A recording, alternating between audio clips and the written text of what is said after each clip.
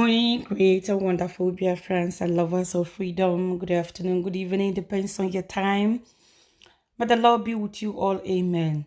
My wonderful, awesomely awesome returning subscribers and those who are watching from a distance, you guys are the best. I can only ask you for something if you're watching without subscriptions to go ahead and smack the red button. Click the notification bell so whenever we upload, you'll be able to get notified. On this very particular video, you are going to hear Pastor Iguila talking about giving presidential ticket to the Eastern region. That may sound very nice, but let me tell you something. Bible says that two can only work when they are in agreement. There is no region in Nigeria that are in agreement with the Fulani for total conquest and destruction. They will do the worst, want freedom so that they can expand and their youth will have a better life. Likewise, the Biafrans. But the intent of the Fulanis are total conquest of Nigeria, to run over and to take over. Even if you give Jesus Christ, I am telling you, the president of Nigeria, Fulani, will drill his ministry and make sure everything crumble because you don't have the same intent, the same objective. That is why for years they have toggled with power and they remain the capital of poverty. I want you to listen to what they have to say. And I'm also advising our youth, when are you going to rise up and stop defending your great-grandfathers and toggling them into power? History of this country. Do we have presidential? Can everybody want to become president? But how many of them carry the light for Nigeria? And those that carry the light for Nigeria, I'm sorry to say it, the electorate might not want even to elect them. Why? Because they don't see the light. They see money. And money is a deception that cannot make us pick true leaders. Why sell your votes, whether you are a delegate or a electorate? Why sell your vote for peanut to a man that will slave you for the next 4 years? The problem of Nigeria is not a problem of that we don't know truth. We know truth, but we like to walk in darkness rather than truth. When we are talking about the unity of this country, which is not negotiable, yes, but what is the problem? How do you enter into a marriage and then you enter into an agreement and one side of the region is suffering and you don't allow them to produce president? Then you are complaining about their agitation. Why will they not agitate? The Igbo have been so, the Igbo race or the Southeast have been so deprived. You cannot be talking about one Nigeria when every time you want to pick a president, you say the Igbo man is not qualified. And then you want them to be in the marriage. This is the problem of the Biafra agitation.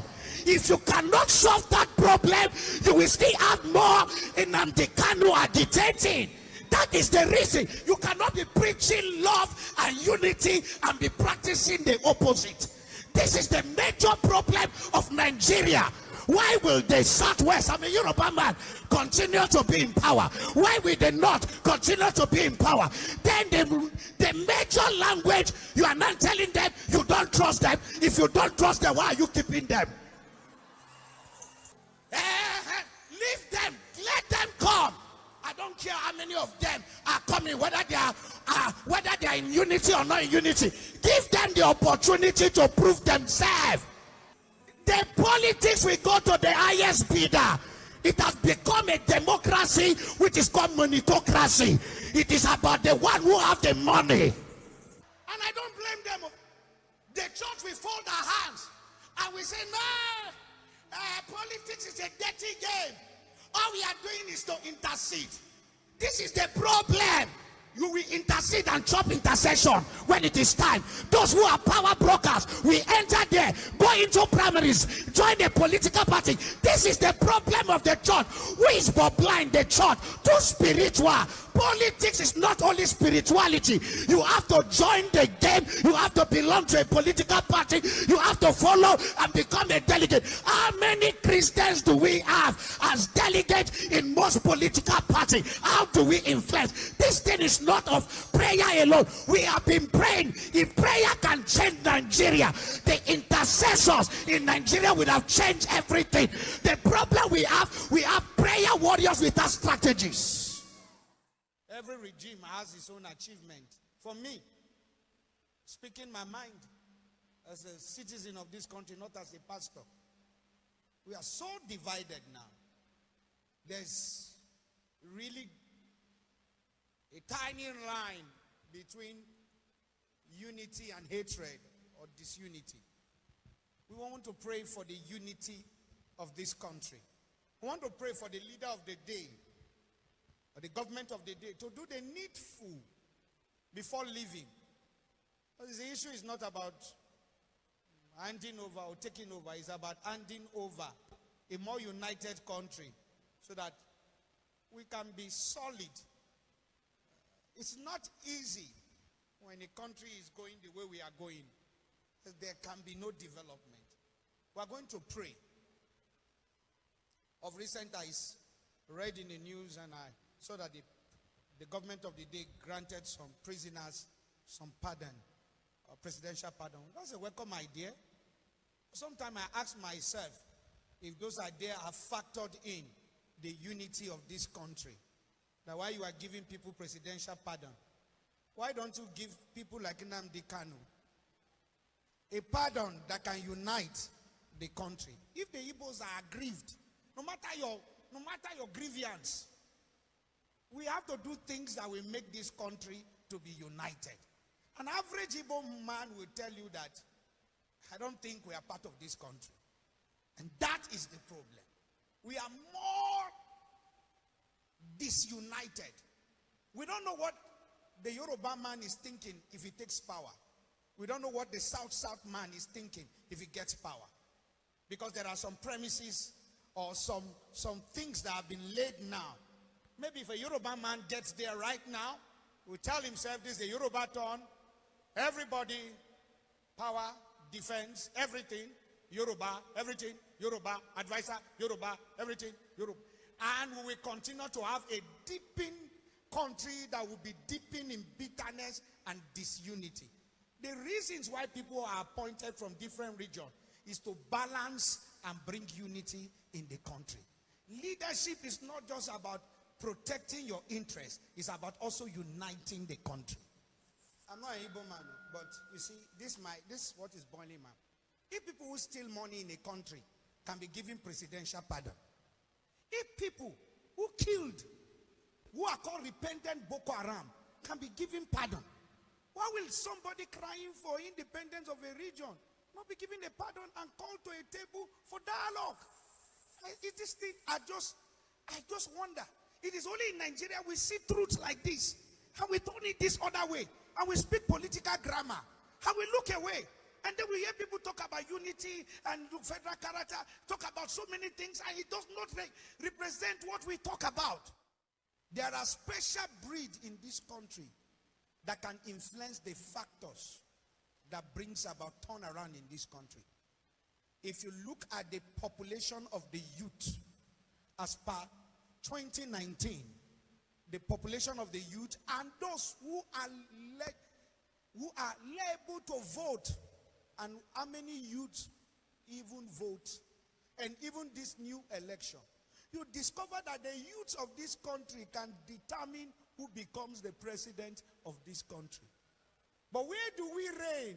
We reign on social media. We reign on one show. Youth will vote almost how many millions will vote in one show and make people. But when it is time to decide what becomes of our country, all we do is to criticize pastors. Pastors are not the one controlling the economy of this country. It's okay. Abuse us as pastors, so that we can also be checking ourselves. As you are abusing pastors and checking pastors, can you check the government very well? Can you check the government that determine the future? The reason why ladies are sleeping with dogs and young men are going on Yahoo is because the government of the day has failed. When governments begin to fail, youth will misbehave. And you youth, your power can influence. But we major on the minor and we minor on the major. Why you abuse men of God? Can you sit down to say we can go this way? I saw a movement sometime during the COVID time. What's the women's NSAS? And I saw how the youth organized themselves. And I said, oh, that's wonderful. That's energy, okay. But not energy completely in the right direction. If the energy rallies around a genuine youth, we'll be talking about the third force that can checkmate the two major parties. But what is the problem? The youth still don't understand. When we say you are the future of tomorrow, we need to understand that we need to pray for the youth of this country. Let me say this. There is a cut-off from the older generation and the younger generation. And I will not blame the older generation, because do the youth of this country really understand what it means to take over, what it means to rule, what it means to influence? Because the direction we are traveling is not the direction to influence. If we abuse the older generation, what is the light that the youth of this generation have shown that we are competent enough to influence and change things, even more than the older generation? What are we doing in the Yahoo sector? What are we doing in scamming?